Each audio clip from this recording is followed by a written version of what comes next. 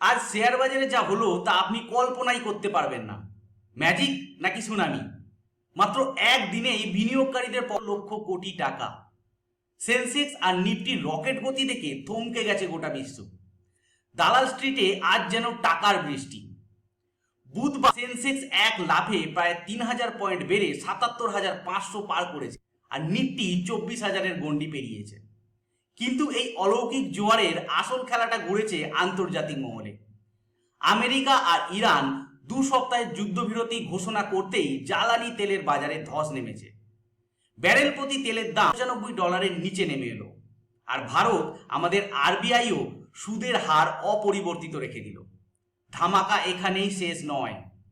সোনা প্রায় ৩% উপরে ট্রেড করছে আর রুপো ট্রেড করছে প্রায় ৬% ওপরে। এর সাথে এফআইআই এবং ডিআইআই এর ব্যাপক বাইং।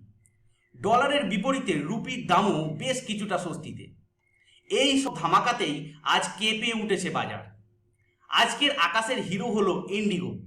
একাই লাফিয়েছে ৮%-এরও বেশি। এরপর ছিল লারসেন অ্যান্ড টুরবো, বাজাজ ফাইন্যান্স আর টাটা মোটরস। এরাও দেখিয়েছে পাওয়ারফুল পারফরমেন্স।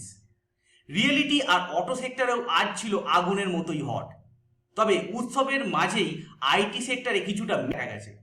টেক মাহিন্দ্রা আজ ছিল রেড জোনে। কিন্তু খুশির খবর হলো বাজারের অস্থিরতা মাপার যন্ত্র অর্থাৎ ইন্ডিয়া ভিক্স একদিনেই 20% নেমে গেছে।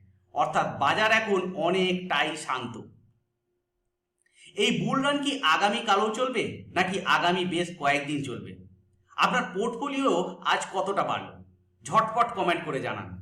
আর শেয়ার বাজারের টাটকা আর ভাইরাল আপডেটের জন্য আমাদের ইউটিউবে সাবস্ক্রাইব করতে ভুলবেন না এবং ফেসবুকে অবশ্যই ফলো করবেন।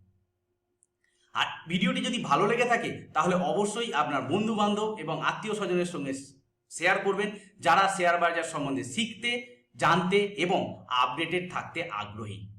ধন্যবাদ।